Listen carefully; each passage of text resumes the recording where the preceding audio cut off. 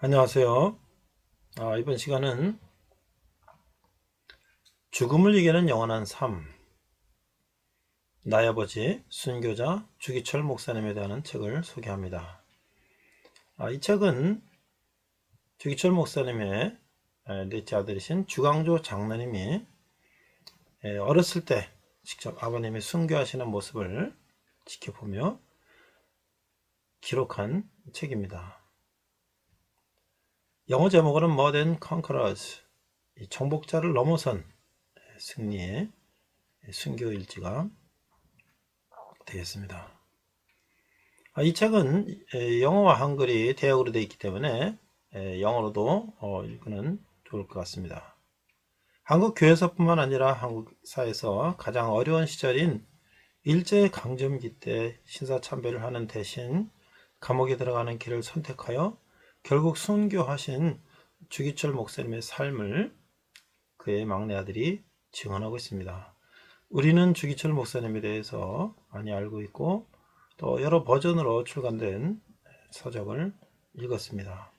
이 책은 직접 그 아들이 입장에서 아버지에 대한 기록을 한 것이기 때문에 더 그 절실한 마음이 담아 있는 것 같습니다. 자, 이 책은 그 당시 12살이던 그 주강조 그 어린 아들이 아버지가 그 혹독한 시대에 어떻게 그리스도인으로 당당히 살다 가셨는지 그런 신앙을 되새기는 그런 기록이 되겠습니다. 자, 먼저 우리가 주기철 목사님에 대해서 다시 한번 그의 생애를 돌아보겠습니다. 주기철 목사님은 1897년에 경남 창원에서 출생하셨습니다. 주기철 목사님은 심세참배 거부로 그 독립운동가로 우리에게 잘 알려져 있죠. 결국 감옥에 투옥되고 고문받다가 결국 광복을 1년 4개월 남겨놓고 1944년 4월 20일에 순교하시게 됩니다. 자, 아들이신 주강조 장로님은 1930년 마산에서 사남으로 태어나셨고요. 직접 아버지의 순교 현장을 목도하고 실화증에 걸리기도 하셨답니다. 해방 직후 건강을 회복하였고요. 학교를 다니게 되었으며 이제 연세대학을 졸업하시고 또 기업에서 일하셨으며 또 극동방송 사업단 사장으로도 일하셨습니다. 이 사진은 제가 인터넷에서 찾은 건데요. 이 넷째 아들인 주강조 장로님의 100일 사진이 이렇게 나와 있습니다. 이 주강조 장로님은 현재 주기철 목사님의 기념 사업을 하고 계시는데 이제 생존하셨을 때 아버지의 기록을 이제 기록한 책이 되겠습니다. 자, 우리가 이 책의 목차를 잠깐 살펴보도록 하겠습니다. 이 청년 주기철, 경남 창원에서 처음 어렸을 때 교회를 다니셨고 이제 청소년이 돼서 이 평양에 있는 오산학교, 거기는 조만식 장로님이 계시는 이수원 선생님이 계시는 이 오산학교에서 공부를 하게 됩니다. 그리고 이제 연세대학교 들어가셨다가 안절 때문에 중도에 그만두시고 이제 다시 평양신학교로 가시게 됩니다. 그래서 이제 목회자가 되셨고요. 부산 초량교를 통해서 사역을 하시다가 이제 마산 문창교회로 이제 사역을 하시는데 그때 평양 산정원교회에 대성장이 일어나고 부흥이 일어나고 그때 산정원교회 장로님이신 조만식 장로님께서 직접 문창교회까지 찾아가셔서 주기철 목사님을 산정원교회로 청빙하게 됩니다. 저도 이 내용을 보면서 그 조만식 장로님이 어떻게 마산 문창교회까지 찾아가서 주기철 목사님을 청빙했을까? 그런데 실제로 오산학교의 스승님이신 조만식 장로님께서는 주기철 목사님을 너무나 아끼셨고 늘 물산 정리운동이라든지 여러 집회에 주기철 목사님을 이제 신학생이었던 주기철 목사님을 데리고 다니면서 말씀을 전하게 하시고 늘 이제 아끼던 제자요 목회자였는데 이제 산정현교회에서 장로와 목사로 이제 당에서 같이 교회를 섬기는 이제 입장이 된 것이죠. 자, 이제 이러한 일제 치하에서 산정현교회가 부흥하다가 결국은 신사참배 반대로 인해서 일제에 의하여 산정현교회는 폐쇄가 됩니다. 그리고 이제 목사님은 계속 투옥되고 고문당하고 이제 끝까지 버텼지만 결국 이 모든 이 교단들이 한국에 있는 기독교 교단들이 신사참배는 일제의 명령에 의해서 강요에 의해서 단지 국가의식이다 이런 편법으로 전부 다 강요에 의해서 신사참배를 총회에서 허용을 하고 많은 교회 목사들이 할 수 없이 신사참배를 하게 됩니다. 그러나 주기철 목사님은 끝까지 감옥에서 신사참배를 거부하다가 결국은 해방을 1년 4개월 남기고 순교하시게 됩니다. 오늘날 우리가 이 편안한 이 세상에서 교회 가는 것이 뭐 얼마나 우리 편합니까? 그러나 그 당시에 이런 정말 일제강점기에 우상을 섬기라고 하는 그런 강요를 끝내 순수한 믿음을 지켜내셨던 주기철 목사님을 통해서 우리의 신앙을 되돌아보고 또 우리가 오늘 어려움 가운데 어떻게 우리가 신앙을 계속 지켜나갈까 라는 것을 우리가 한번 생각하는 그런 시간이 됐으면 좋겠습니다. 이상 백정성 목사의 엘림TV였습니다. 감사합니다. 네, 오늘은 고린도후서 첫 번째 시간으로서 승리의 복음, 부제는 주기철 목사님을 부제로 말씀을 나누고자 합니다. 오늘 본문은요, 고린도후서 2장 15절에서 16절, 그리스도의 향기, 한글과 영어로 자막을 보면서 함께 읽도록 하겠습니다. 15절, 고린도서 2장 15절, 우리는 구원받은 자들에게나 망하는 자들에게나 하나님 앞에서 그리스도의 향기니 이 사람에게는 사망으로부터 사망에 이르는 냄새요 저 사람에게는 생명으로부터 생명에 이르는 냄새라 누가 이를 감당하리요. 자, NIV 성경에 이렇게 되어 있습니다. 2 Corinthians chapter 2 verse 15 to 16입니다. For we are to God the aroma of Christ among those who are being saved and those who are perishing. To the one we are the smell of death, to the others the fragrance of life. And who is equal to such a task? 이렇게 돼 있어요. 자, 이 고린도 후서는요, 속사람은 날로 새로워진다. 고린도 교회에는 앞장서서 바울을 대적하며 바울의 행실을 헐뜯는 사람들이 있었어요. 어려운 시기지만, 어려운 시기라서 중심을 잃지 않을 수가 있죠. 하나님이 특별히 도우시기 때문이에요. 고린도서에는 교회를 걱정하는 바울의 심정이 잘 나타나고 있어요. 바울은 겉사람은 낡아지는 만큼 속사람이 새로워짐을 기대하며 결코 낙심하지 않겠다고 다짐을 하고 있어요. 고린도 교회는 하나님의 능력으로 변화될 것이죠. 이 배경을 보니까 바울은 오래 머물지는 못해도 고린도를 방문하겠다고 이전 편지에서 약속을 했어요. 우리가 고린도전서 16장 6절에서 언급됐는데 하지만 또 한 번의 고통스러운 방문으로 고린도 교회가 변화되지 않자 결국 바울은 아시아로 돌아갔어요. 바울의 석자대전은 이 결정을 두고 바울은 믿을 만한 사람이 못 된다고 입방아를 쳤어요. 게다가 바울이 진짜 사도가 아니라고 헛뜯으며 그의 자격에 시비를 걸었어요. 심지어 예루살렘 성도들을 위해 거둔 돈을 착복의 떡까지 고발했다는 거예요.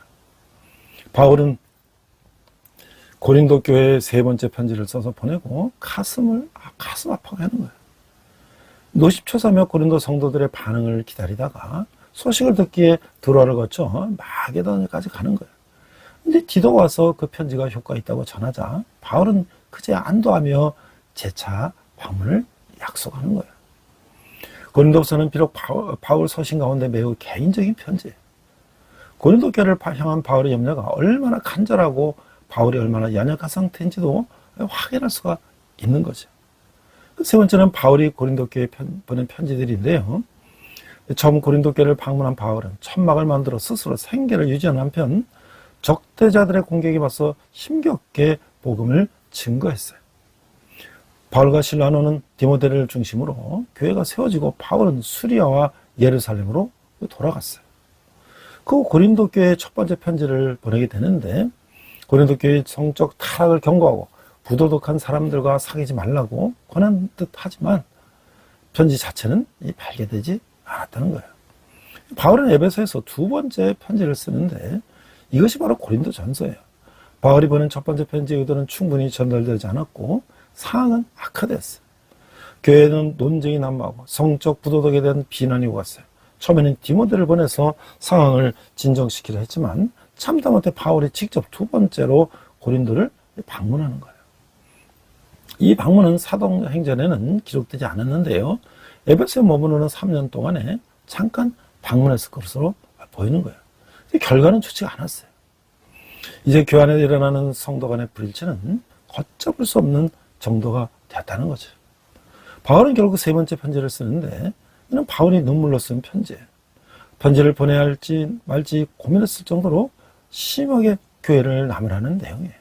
일박자들은 논자와 확연히 다른 이 편지가 고린도 후서 10장, 13장이라고 주장하기도 하지만 확신한 수는 없는 거죠. 이 편지 효과가 있었는지 일병제들이 자기 행위를 회개하는 거예요. 마게도냐에서 여전히 사방으로 환난을 당하던 바울은 이 소식을 듣고 온 디도로 인해 안도하게 되는 거예요. 근데 바울은 이제 네 번째 편지를 써보면서 다시 방문했다고 전하는데 이것이 고린도 후서인 것이죠. 그럼 바울은 왜 오지 않았을까? 아가의 수도인 고린도와 아시아의 수도인 에베소는 바울이 가장 역점을 두고 선교 노력을 기울인 지역인데요. 에베소에 머무던 바울은 전에 보낸 편지에도 불구하고 여전히 고린도 교회 무상 숭배와 거짓 가르침이 판진다는 소식을 듣고 다시 편지를 이제 보내는데 편지만으로 상황이 정리되지 않다 두 번째 방문하기도 했어요. 이것은 근심 중에 나아간 가슴 아픈 방문으로 다시는 하고 싶지 않은 방문이었다는 거죠. 2장 1절에 보면 내가 다시는 너에게 근심 중에 나아가지 아니하기로 스스로 결심하였노라. 그러니까 에베소 상황도 악화되었고 이 아드메 여신을 섬기는 에베소 사람들은 이 바울 일행이 자신들의 신을 무시한다며 적지 않은 소동을 일으켜서 바울 일행을 또 적대했어요. 안전을 장담을 쓰게 된 바울은 마게도냐로 떠나게 되는데 모든 계획이 차질을 빚었고 이는 바울을 기다리던 고린도 교회에 적대자들에게는 바울의 책잡을 명분이 됐다는 거죠. 바울은 왜 오지 않았는가? 그들은 바울이 말과 행동이 다르다고 비판했어요. 믿을 수 없는 사람이라고 헐뜯었어요. 이에 바울은 자신의 사역을 정당하고 행동을 변하는 것으로 편지를 시작하는 것이죠. 자, 1장 우리가 첫 번째 보니까 위로하시는 하나님, 고난과 위로와 구원과 감사. 1장 1절 하나님의 뜻으로 말미암아 그리스도 예수의 사도된 바울과 형제 디모데는 고린도에 있는 하나님의 교회에 온 아가야에 있는 모든 성도에게 하나님 우리 아버지와 주 예수 그리스도로부터 은혜와 평강이 있기를 원하노라. 찬송하리로다. 그는 우리 주 예수 그리스도의 하나님이시요 자비 아버지시요 모든 위로의 하나님이시며. 4절 우리의 모든 환난 중에서 우리를 위로하사 우리로 하여금 하나님께 받은 위로로서 모든 환난 중에 있는 자들을 능히 위로하게 하시는 이시로라. 그리스도의 고난이 우리에게 넘친 것 같이 우리가 받는 위로도 그리스도로 말미암아 넘치는도다. 우리가 환난 당하는 것도 너희가 위로와 구원을 받게 하려는 것이요 우리가 위로를 받는 것도 너희가 위로를 받게 하는 것이니 이 위로가 너희 속에 역사하여 우리가 받는 것 같은 고난을 너희도 견디게 하느니라. 너희로 인한 우리의 소망의 경감은 너희가 고난에 참여하는 자가 된 것 같이 위로에도 그러할 줄을 알니라. 자, 이 위로하시는 하나님은요, 이 고린도는 아가 지역의 수도인데요. 바울은 편지 서대서 고린도 교회뿐 아니라 아가에 있는 모든 성도들에게 은혜와 평강 있기를 기원하고 있어요. 그 찬송하는 하나님은 자비의 하나님이시죠. 모든 위로의 하나님이신 것이죠. 그는 위로의 하나님을 찬송하면서 위로라는 단어를 10번이나 언급하고 있어요. 바울은 아시아에서 복음을 전하다가 힘의 경우 환난을 당했지만 하나님의 위로로 견딜 수가 있었던 것이죠. 또한 그는 자신이 받은 위로로 환난 중에 있는 이들을 위로할 수가 있었던 거예요. 그리스도의 고난이 넘치는 곳에 그리스도의 위로 또한 넘치는 것이죠. 믿음의 성도는 고난을 두려워하지 않는 거죠. 위로 하나님이 지키시고 고난을 능히 감당하시게 하게 하시기 때문인 거예요. 그러니까 우리가 이런 질문을 할 수가 있어요. 바울은 자신이 환난당하는 것도 위로받는 것도 결국 무엇 때문이라고 했나요? 내가 받은 하나님의 위로로서 위로할 지체는 누군가요? 하나님의 위로를 받고 또 그것을 고린도 교회에게 위로한다는 것이죠. 그러니까 두 번째는 이 건지시는 하나님이에요. 8절 형제들아 우리가 아시아에서 당할 날 너희가 모르기를 원하지 아니하노니 힘에 겹도록 심한 고난을 당하여 살 소망까지 끊어지고 우리는 우리 자신이 사형 선고를 받은 줄 알았으니 이는 우리로 자기를 의지하지 말고 오직 죽은 자를 다시 살리시는 하나님만 의지하게 하려 하심이라. 그가 이같이 큰 사망에서 우리를 건지셨고 또 건지실 것이며 의에 대해 건지시기를 그에게 바라노라. 너희도 우리를 위하여 간구함으로 도우라. 이는 우리가 많은 사람의 기도로 얻은 은사로 말미암아 많은 사람이 우리를 위하여 감사하게 하려 함이라. 자, 이 건지신 하나님, 이 극심한 고난을 이겨내는 비결은 하나님만 의지하는 거죠. 바울이 아시아에서 당한 환난, 이게 무엇인지는 명확히 알 수는 없지만 에베소에서 일어난 이 폭동을 가리킨다고 이제 보는 거예요. 그는 에베소에서 우상 숭배를 비판하는 일로 어려움을 겪었을 때 마치 사형 선고를 받았다고 말하고 있어요. 하나님은 죽음의 길을 처한 바울을 건지셨고 바울은 죽은 자를 다시 살리시는 하나님을 의지해서 위기를 통과했던 거예요. 그래서 바울은 현재도 앞으로도 하나님이 자신을 건지시라고 확신하고 있죠. 고난의 때에 성도는 자신을 의지하지 말고 하나님을 힘껏 의지해야 하는 것이죠. 죄악의 환난에서 소망은 오직 하나님뿐이다. 자, 이런 질문을 할 수가 있어요. 바울에게 사형 선고 같은 환난을 겪게 하신 하나님의 뜻은 무엇일까요? 과거에 나를 건지신 하나님이 현재 나를 건지실 것을 확신하나요? 그렇죠. 하나님은 고난 가운데도 그를 구원해 주시고 고난 가운데도 복음을 전하게 하셨던 거예요. 자, 세 번째는요, 바울의 진솔한 변명인데 이 고린도 교회 방문을 연기한 것에 대해서 12절 우리가 세상에서 특별히 너희에 대하여 하나님의 거룩함과 진실함으로 행하되 육체의 지혜로 하지 아니하고 하나님의 은혜로 행함은 우리 양심이 증언하는 바니 이것이 우리의 자랑이라. 오직 너희가 읽고 아는 것 외에 우리가 다른 것을 쓰지 아니하노니 너희가 완전히 알기를 내가 바라는 것은 너희가 우리를 부분적으로 알았으나 우리 주 예수의 날에는 너희가 우리의 자랑이 되고 우리가 너희의 자랑이 되는 그것이라. 자, 이 바울의 진솔한 변명은요, 바울은 거룩함과 진실함으로 사역하고자 했어요. 그러나 고린도 성도들 중에 바울을 비난하는 이들이 있었어요. 그가 고린도를 방문하겠다는 약속을 어겼기 때문이죠. 바울은 그런 선택의 육체의 죄가 아닌 하나님의 은혜로 이제 행한 것이고 자신의 심정을 진실하게 전하는 거예요. 그러면서 주 예수의 날의 모든 것을 밝히 알게 되리라 라고 말하고 있는 것이죠. 그는 주님의 날에 고린도 성도들이 자신의 자랑이 되고 자신이 고린도 성도들의 자랑이 되기를 기대하고 있어요. 사역자와 성도 간의 오해로 비난하는 일이 생길 수도 있어요. 그러나 오해를 이해로 바꾸고 서로 용납하면 끝내는 서로에게 영광과 자랑이 될 것이다 라고 하는 것이죠. 자, 이런 질문을 할 수가 있어요. 바울은 주 예수의 날 고린도 성도들과 어떤 관계가 되길 소망했나요? 관계에서 오해가 생길 때 나는 진실함을 어떻게 증명하나요? 주의 날이 올 때 그들은 다 모든 것이 밝혀진다는 거죠. 자, 이 네 번째는 예가 되신 그리스도. 내가 이 확신을 가지고 너희로 두 번 은혜를 얻게 하기 위하여 먼저 너희에게 이르렀다가 너희를 지나 마게도냐로 갔다가 다시 마게도냐에서 너희에게 가서 너희의 도움으로 유대로 가기를 계획하였으니 이렇게 계획할 때 어찌 경솔히 하였으랴? 혹 계획하기를 육체를 따라 계획하여 예하면서 아니라는 일이 내게 있겠느냐? 하나님 미쁘시니 우리가 너희에게 한 말은 예하고 아니람이 없노라. 오직 곧 나와 실로와 디모데로 말미암아 너희 가운데 전파된 하나님의 아들 예수 그리스도는 예하고 안일함이 되지 아니하셨으니 그에게는 예만 되었느니라. 하나님의 약속은 얼마든지 그리스도 안에서 예가 되니 그런즉 그로 말미암아 우리가 아멘하며 하나님께 영광을 돌리게 되느니라. 우리를 너희와 함께 그리스도 안에서 굳건하게 하시고 우리에게 기름을 부으시는 하나님 이는 하나님이시니 그가 또한 우리에게 인치시고 보증으로 우리 마음에 성령을 주셨느니라. 자, 이게 예가 되신 그리스도입니다. 바울의 계획을 변경한 것은 선하신 하나님의 뜻을 따른 일이었어요.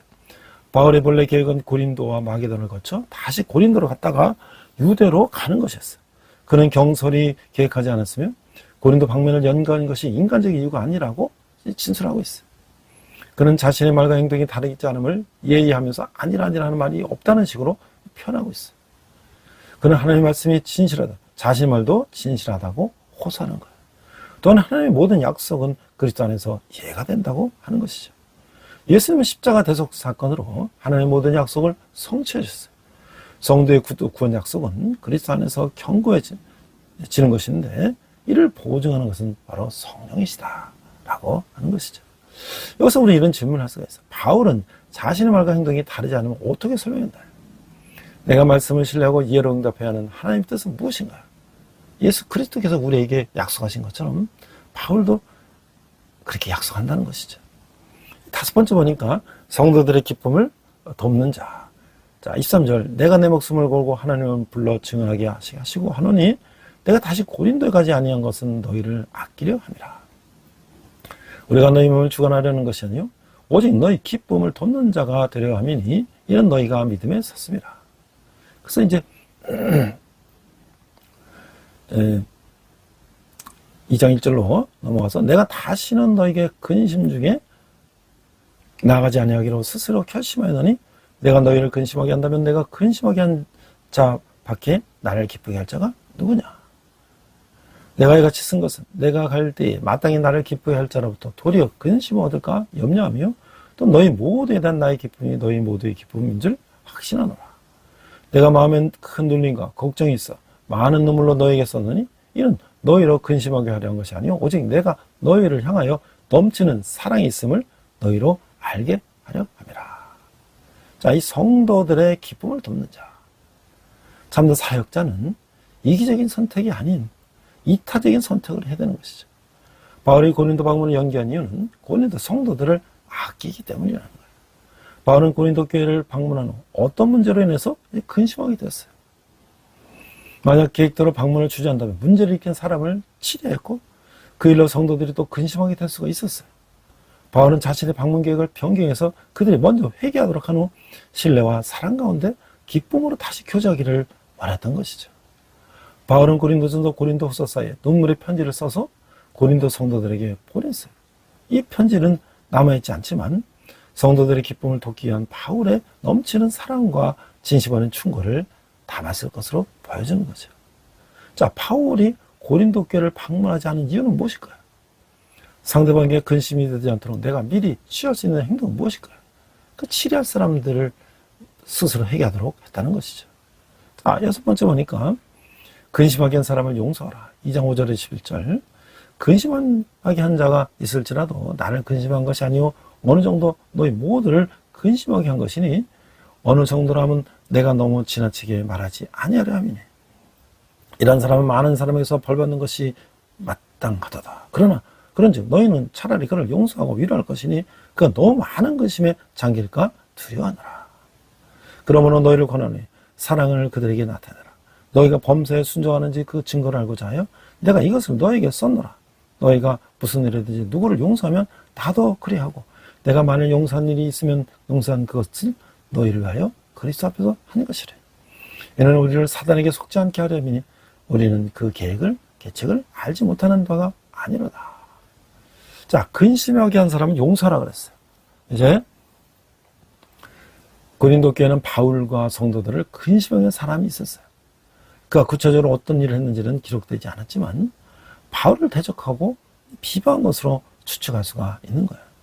바울은 그를 성도들 앞에서 권징하는 것이 마땅하다고 하는데 권징의 목적은 징벌이 아니라 그 사랑을 바르게 세우는 데 있는 것이죠. 그래서 권징을 통해 문제가 해결된 후에는 사랑을 나타내야 하는 것이죠. 용서는 사랑의 다른 표현이에요. 고린도 성도들이 그를 용서하면 바울도 사도의 권위를 가지고 용서할 것이에요. 용서와 연합을 파괴하는 것은 사탄의 계략이다라고 하는 것이죠. 자, 그 용서는 사탄의 악한 계략을 파는 일이며 그리스도의 마음으로 사는 일이다. 자, 바울은 근심하게 한 자를 징계하는 어떻게 하라고 했어요? 사탄의 계략을 분열하고 내가 용서 사랑으로 다시 품을 지체는 누굴까요? 용서하라고 했죠. 용서하라고. 징계한 후에도 용서하라. 자, 그래서 이제 바울의 염려가 나오는데 바로 이 그리스도의 향기예요. 내가 그리스도의 복음을 위하여 들어와야 이름에 주 안에서 문이 내게 열렸을 때 내가 내 형제의 디도를 만나지 못하므로 내 심령이 편하지 못하여 그들을 작별하고 파괴되어 가노라. 근데 바울의 염려는요, 사역적의 영혼 사랑은 복음 전도만큼 소중하지. 바울은 눈물의 편지를 써서 디도편에 고린도 성도들에게 보냈어요. 바울이 들어와야 간 목적은 그것의 복음을 전함과 더불어 편지를 전달하고 돌아오는 디도를 만나기 위함이라는 거예요. 하지만 그는 디도를 만나지 못한 채 마게도냐로 갔어요. 디도의 고린도 교회에 대한 염려도 들어와에서는 계속 복음을 전하지 못한 것 같아요. 바울의 염려는 동역자에 대한 책임감과 고린도 성도들을 향한 진실한 사랑을 보여주고 있는 거죠. 바울의 소망은 복음으로 난 성도들이 회개하고 돌이켜 복음적 삶을 살아가는 것이라고 하는 것이죠. 자, 드로아에서 바울의 마음이 편하지 않았던 이유는 무엇일까요? 내 마음이 편하지 않을 만큼 염려하며 신경 쓰는 지체는 누구인가요? 그 고린도 교회 성도들에 대한 근심으로 인하여 마음이 편하지 않았다는 거죠. 자, 그래서 이제 그리스도의 향기를 14절부터 이렇게 설명하고 있는데요. 항상 우리를 그리스도 안에서 이기게 하시고 우리로 말미암아 각처에서 그리스도를 아는 냄새를 나타내시는 하나님께 감사하노라. 우리는 구원받는 자들에게나 망하는 자들에게나 하나님 앞에서 그리스도의 향기니 이 사람에는 사망으로부터 사망에 이르는 냄새요 저 사람에게는 생명으로부터 생명에 이르는 냄새라. 누가 이를 감당하리요? 17절 우리는 수많은 사람들처럼 하나님의 말씀을 혼잡하게 하지 아니하고 그 순전함으로 하나님께 받은 것 같이 하나님 앞에서와 그리스도 안에서 말하노라. 이 그리스도의 향기는요, 바울은 복음의 승리를 주시는 하나님께 감사하고 있어요. 하나님으로 그리스도 안에서 승리한 복음 전도자는 각처에서 그리스도를 아는 냄새를 풍길 것이죠. 복음 전도자는 하나님께 드려지는 그리스도의 향기인 것이에요. 여기서 향기는 구약시대에 희생 제사를 드릴 때에 언급되는 그 향기를 말하는데 거룩한 희생에는 거룩한 향기가 따르죠. 그것처럼 자신을 희생하는 사람은 생명에 이르는 향기를 바랄 것이라는 거예요. 누구든지 그리스도의 향기를 어떻게 받아들이냐에 따라 다른 결과를 맞이하는 거예요. 이를 받아들이는 사람은 구원을 받지만 거부하는 사람은 멸망하게 되는 거죠. 그리스도의 향기를 온전히 전하는 일꾼이 되려면 말씀의 권위를 떨어뜨리거나 왜곡하지 말고 말씀을 바르게 해석해서 부지런히 가르쳐야 한다는 거예요. 우리의 수고로 사람들이 영원한 생명에 이를 것이죠. 그래서 그리스도의 향기를 받아들이는 여부에 따라 그 결과는 어떻게 달라지나요? 나는 그리스도의 향기를 바라는 삶은 어떻게 나타나나요? 우리가 처한 환경 속에서 우리가 모두 다 그리스도의 향기를 바라는 그런 사람이 되어야 되는 거죠. 저는 이 무더운 여름에 이 그리스도의 향기를 발휘하는 사람이 우리 역사 속에 누가 있었을까? 그 영적 지도의 한계라는 것을 생각해 보니까 그 신사참배를 강요한 일제강점기에 조선 곳곳에 신사를 세운 뒤에 조선인에게 참배하도록 강제한 이 정책이 있었는데, 신사참배는 신토의 신사의 참배는 종교의 의식인데 종교의 교리가 신사참배와 좀 충돌하는 기독교 신자들은 신사참배 강제를 부정적으로 받아들여서 이에 저항하다가 피해를 입었다는 거죠. 그 배경은요, 그 신도는요, 이 귀신 신자에다가 이제 도리도자 쓰는 것인데, 일본의 민속신앙 체계로 일본 고유의 다신교 종교예요. 조선의 1870년 개항 이래 문화 침략 일환으로 도입됐었고, 1910년 한일합병 조약 체결 후에는 조선 총독부의 보완에 동아정책 일환으로 보급이 됐어요. 특히 1930년대 일본 제국이 중국 침략을 계획하면서 점차 강제적인 정책으로 변화가 됐어요. 일본 천황 신격화와 강제 신사 참배는 조선을 정신적으로 지배함으로써 효율적인 시민 통치와 전쟁체제의 구축을 노린 것이었어요. 이 추진 과정을 보니까 일제는 각지의 신사를 세우고 학교와 가정에도 소형 신사를 설치하도록 해서 황민화 정책을 추진했던 것이죠. 그러나 주로 기독교 계열의 사립학교를 중심으로 이 같은 정책에 반발하는 움직임이 있었는데 조선에는 개학 이래 선교사를 세운 기독교 학교들이 다수가 있었고 우상 숭배를 명시적으로 금지하는 기독교의 교리는 신사 앞에서 절하는 신사 참배 의식과 충돌을 낳았다는 거죠. 기독교는 신사 참배에 참여하지 않고 있다가 1935년을 기점으로 조선 총독부의 강경 정책에 신사 참배 용인파와 반대파로 분열되면서 큰 갈등이 시작되었어요. 1937년 중일전쟁 무렵부터는 조선 총독부가 일부 학교를 폐교시키면서까지 신사참배 강행 의지를 보여 문을 닫지 않은 학교들은 신사참배를 실시해야 했다는 거죠. 조선 총독부는 기독교 학교를 보급된 신사참배를 교회로까지 확장시키기 위해서 압력을 행사했어요. 1938년 조선예수교 장로교 총회의 신사참배 결의를 계기로 각 교파의 목회자들이 솔선해서 신사참배에 나서면서 급격히 황민화 정책에 동조하게 됐다는 거예요. 이 교회가 총회가 앞장을 섰다는 거죠. 이 과정에서 반대파의 강경문자인 이 주기철, 최상림이 옥사하는 등 이 순교의 희생제도 발생했다는 거죠.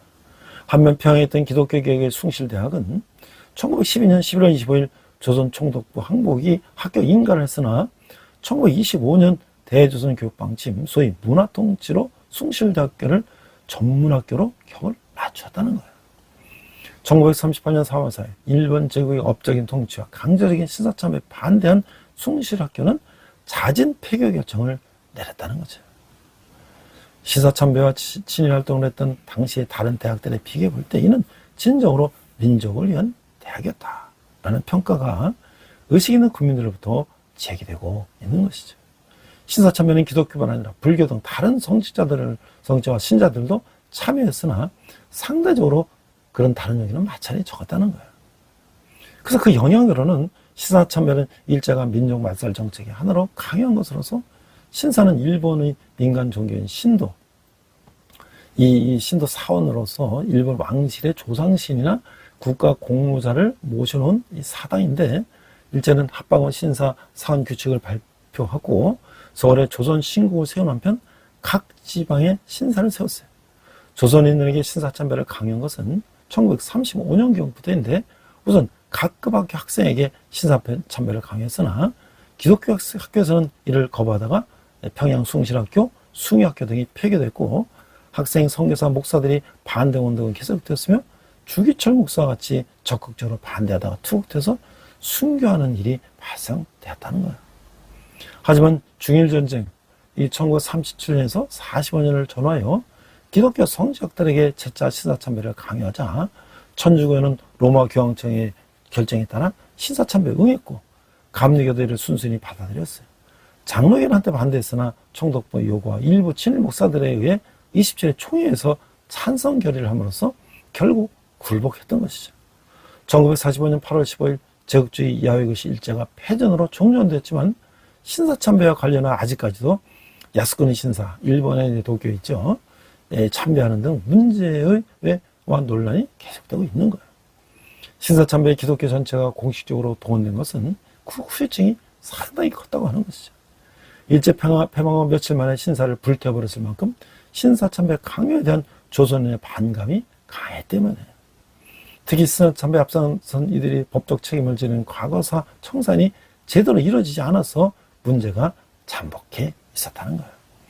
후에 이로 인해 상처를 씻기에 공산주의를 사탄화 삼는 지나친 반공주의와 보수적 흐름이 나타났을 정도로 한국 기독교 역사에 중요한 영향을 미쳤다는 견해가 있는 것이죠. 2006년 대한민국의 소장파 목회자들이 모여서 결성한 한국 기독교 목회자 협의회가 일제 강점기의 신사참배인과 독재 정권 시절의 권력층과 야합해 정의를 되찾기던 쥐약에 대해 마음을 찢으며 참여한다는 내용으로 반성문을 발표도 했으나 교단 차원의 공적인 인정이나 참여는 현재까지 하고 않다는 거죠. 이게 좀 부끄러운 일 아니겠어요? 교단이 앞장서서 신사참배를 했으면 지금 이제 거의 80년, 90년이 지났는데 지금 그것을 회개하고 반성을 해야죠. 사과해야죠. 자, 우리가 이제 그리스도의 편지야. 이 새 언약의 일꾼들이다. 자, 3장 1절을 보니까 우리가 다시 자천하기를 시작하겠느냐? 우리가 어찌 사람처럼 추천서를 너에게 붙이거나 혹은 너에게 받거나 할 필요가 있느냐? 너희는 우리의 편지라. 우리 마음에 썼고 무사람이 알고 읽는 바라. 너희는 우리로 말미암아 나타난 그리스도의 편지니 이는 또 먹으로 쓴 것이 아니요 오직 살아계신 하나님의 영으로 쓴 것이며 또 돌판에 쓴 것이 아니요 오직 육의 마음판에 쓴 것이라. 우리가 그리스도로 말미암아 하나님을 향하여 같은 확신이 있으니 우리가 무슨 일이든 우리에게서 난 것이 같이 스스로 만족할 것이 아니니 우리의 만족은 오직 하나님으로부터 나느니라. 또한 그가 또한 우리를 새 언약의 일로 되기를 만족하게 하셨으니 율법 조문으로 하지 아니하고 오직 영으로 함이니 율법 조문은 죽이는 것이요 영은 살리는 것이니라.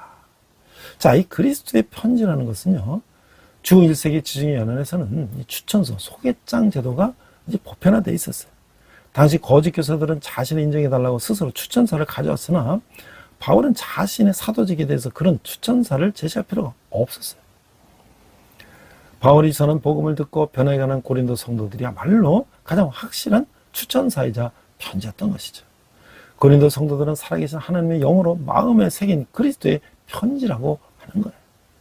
옛 언약과 달리 새 언약은 마음에 기록하는 언약이죠. 그리스도를 믿는 우리는 모두 새 언약의 일꾼인 것이죠. 새 언약의 일꾼 된 성도들은 성령의 능력으로 행하며 사람들을 살리는 거예요. 자, 바울은 자신이 추천서이자 편지가 누구라고 했어요? 본인 자신이라는 거예요. 내 삶 행적에서 내가 어떤 사람인지 입증해 줄 수 있는 사람은 누구인가요? 그럼 자기밖에 없다는 거죠.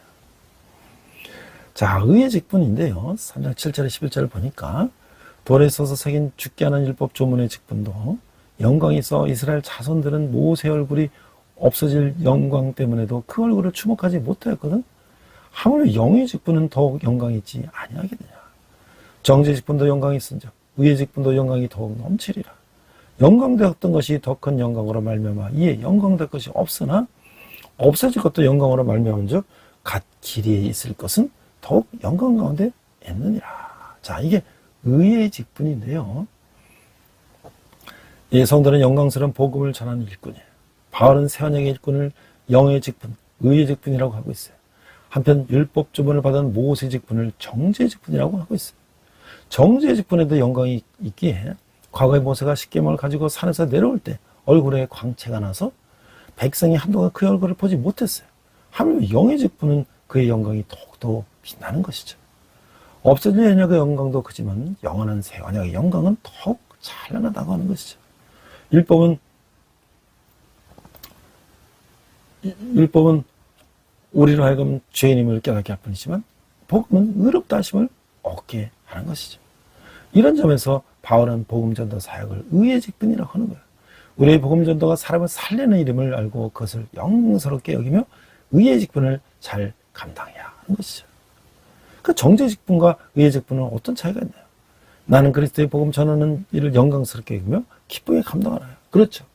그 복음만이 의의 직분이요 살리는 직분이라 하는 것이죠. 이제 수건을 벗으라. 자, 12절.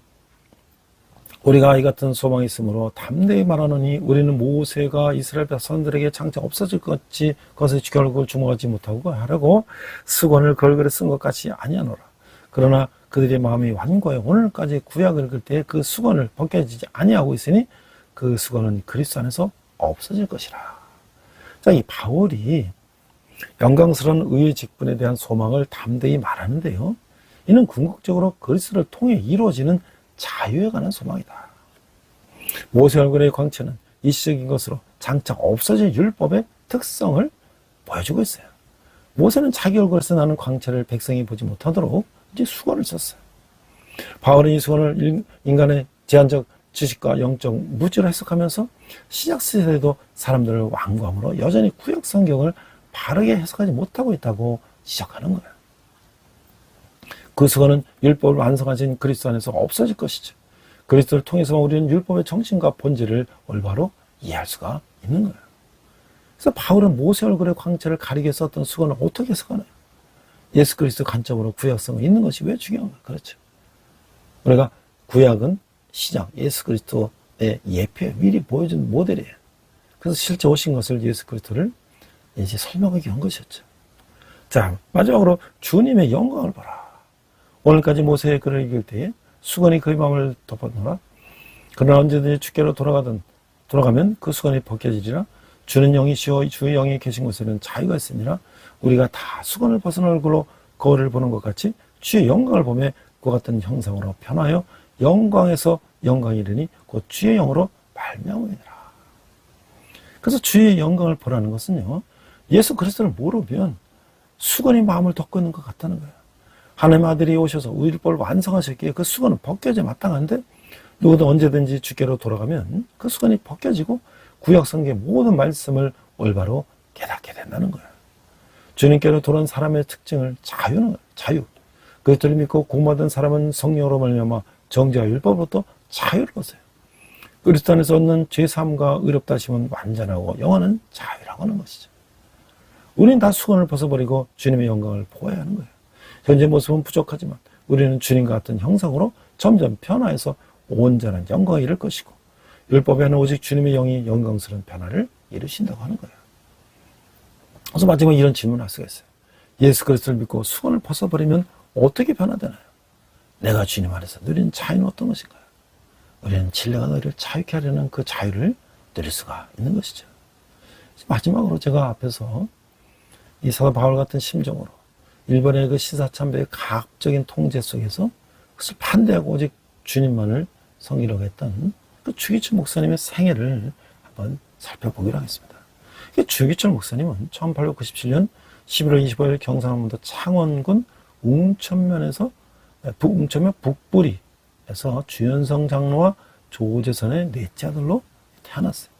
8세에 1906년 고향 웅천에 개통학교에 입학해서 7년간 수업했어요. 이때부터 주기철은 신식교육을 접하게 되었고 민족 현실에 눈을 뜨게 됐어요.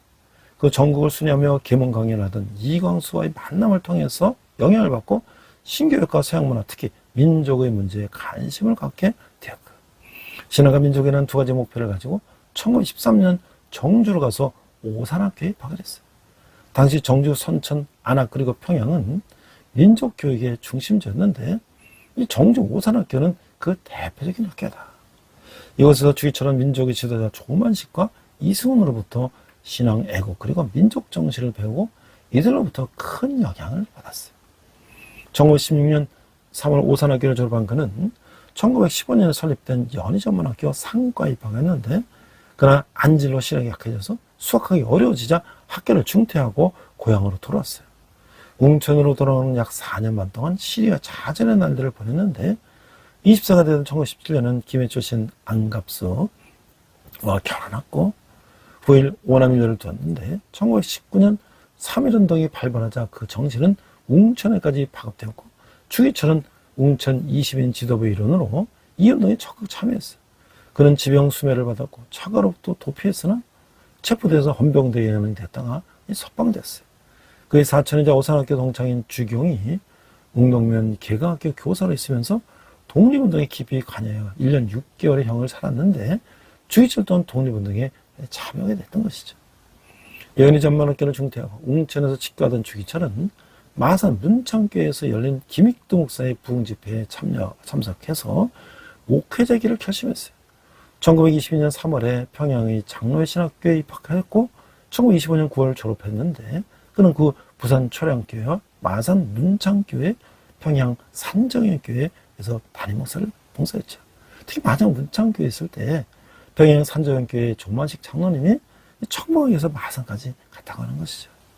저희처럼 마산 문창교회에서 3월 당시 1934년 5월에 부인 안갑수와 사별했고 2년에는 오정모와 재혼했는데, 1935년 이후 신사참배가 강요됐을 때 이를 반대하여 1938년 2월 1차 검속 이후 약 6년간 옥중에서 투쟁하였고 1944년 결국 해방을 1년 남짓 남겨놓고 47세를 일기로 순교했던 것이죠. 그래서 우리가 이 신사참배 반대와 이게 투쟁을 보면 일제는 이 전쟁 정책 수행을 위해서 소위 국민정신 총동원 운동의 일환으로 1935년부터 신사참배를 강요했는데요. 주기철은 신사참배 강요는 기독교 신앙에 위배된다고 봐서 이를 공개적으로 반대했던 것이죠. 일제는 1920년 조선에서 신사제도의 총본산인 조선신궁을 서울 남산에 건립하고 각처의 신사 혹은 신사를 건립을 했는데 1920년 당시 40여 개의 신사와 108개의 신사, 그러니까 큰 게 40여 개고 작은 게 108개. 그리고 1935년은 52개 더 늘어났어요. 272개의 각처의 신사가 세워졌고 1936년부터는 기독교에도 신사참배를 강요하기 시작했고 신사에 대한 참배만 아니라 동방교회, 그러니까 동쪽으로 일본 천황이 있는 쪽으로 이제 이게 절하는 거예요. 일본 국기를 개항하고 황국신민 서사, 재창 등을 요구하기 이런 것인데 1923년부터 1945년까지 22년간 신사 설립 통계를 보면 신사는 총 79개소, 신사 이 작은 거는 총 1062개소가 설립됐다는 거예요. 한국의 기독교회는 처음에는 강력하게 반대했으나 탄압이 심화되면서 회의와 변절이 났고 천주교는 처음에는 신사참배를 반대했으나 1930년 6월에 이를 수용하였고 감리교는 1938년 9월에 신사참배를 종교의식이 아니라 구변 의례라는 이름으로 받아들였다는 거죠. 장로교 또한 회화 탄압을 받았고 1938년 9월 10일 평양 서문박 교회에서 27차 대한예수교 장로총회가 개최됐을 때 일제의 강압에 불법적으로 신사참배를 가결했던 것이죠. 이런 상황에서 주기철은 신사참배의 기독교 교리에 위배한다고 보아서 반대하고 저항했던 거예요. 일로 주기철은 평양 산자연교회 시무 때인 1938년 2월 이후에 4차례나 투옥되는 등 일제의 강요에 맞서 투쟁을 했어요. 1차 구속, 2차 구속, 3차 구속, 4차 구속. 이 기간 모두 5년 4개월에 해당하는 기간 동안 구속됐다는 거예요. 1944년 4월 13일 네 번째로 투옥된 지 3년 8개월이 지났을 때 그의 몸은 극도로 쇠잔해졌고 병과 심한 고문으로 건강을 잃고 병감으로 옮겨졌어요. 환자들을 이제 이렇게 수용하는 감옥으로 옮겼다는 거죠. 이때 지금 기록된 것으로 보이는 유언에는 이런 내용이 있어요. 여들의 후에는 아무래도 소천할 것 같습니다. 지금까지 몸이 보울랐습니다. 막내 주강조에게 생명보험을 든 200원으로 공부를 시키십시오. 어머니께 봉양 잘해드리고 어머니께는 죄송합니다. 4월 20일부터 부인 오정모와 마지막 대면했을 때 내 하나님 앞에 가면 조선교회를 위해 기도하리라 라는 말을 남긴 그는 그 이튿날 내 영혼의 하나님이여 나를 붙들어 주십시오 라는 기도를 남기고 밤 9시에 47살의 기로 순교했던 것이죠. 주기철의 신사참배 반대에는 세 가지로 요약돼서 있는데 첫째, 신사참배는 하나님의 계명에 반대하는 우상숭배로 간주하기 때문이었다. 둘째, 신사참배는 개인의 신앙 양심과 신교의 자유를 억압 탄압하는 것으로 봤기 때문에 셋째, 교회의 순종과 거룩성을 지키기 위해서다. 자, 우리가 이 주기철 목사님의 순교를 평가해 보면 주기철은 진실한 건실한 장로교 목사였고 저명한 설교가였어요. 동시에 그는 신사참배에 대한 투쟁과 이로 인한 희생의 대표적 인물로 신사참배 반대의 상징적 존재였어요. 한국교회가 신사참배 폭풍 아래 갈피를 잡지 못하고 있을 때 처음부터 단호한 거부 입장을 표명하여 신앙을 지켰고 이를 통해 신교의 자유를 고양하였던 것이죠. 주기철은 민족교육을 받고 독립운동에도 가담했으나 신사참배 반대는 민족적 동기나 정치적 동기에서 시작된 것은 아니었어요. 그는 참된 면입이 참된 애국의 길이라고 믿었고 바른 신앙의 길이 애국의 길이라고 확신했던 것이죠. 그러나 그의 확신과 신사참배는 거부는 결과적으로 민족 독립과 민족 해방운동에 지대한 영향을 끼쳤다고 하는 것이죠. 우리가 이제 이 무더위 속에 이제 8월 15일 해방을 맞이하고 있는데 과연 우리는 지금 8월 15일을 어떻게 기억하고 있는가? 그냥 지나간 세월의 하나의 국경일로 생각할 것인가? 그 수많은 이 독립지사 애국자들이 순교하고 또 투옥당하고 고난받고 고문당하고 또 우리 수많은 종교 지도자들 신사참배를 거부하고 이렇게 탄압받고 고난받고 순교하신 분들의 피가 있었기 때문에 오늘날 우리 부귀와 번영이 있는 것이 아닌가 우리가 생각해 봐야 될 것입니다. 기도하겠습니다. 하나님 아버지, 우리가 너무나 편한 가운데 예수 믿고 우리가 교회를 가도 되고 안 가도 되고 내 마음대로 결정할 수 있는 이런 상황 속에서 우리가 너무 나태했는지 모릅니다. 이제 이 믿음을 지키기 위해서 순교의 피를 뿌리던 우리 조상들, 신앙의 조상들을 본받아서 우리가 그리스도의 향기가 되어서 의리 의석에 복음을 전하는 저희들 되게 하여 주시옵소서. 감사드리며 예수님 이름으로 기도했습니다. 아멘.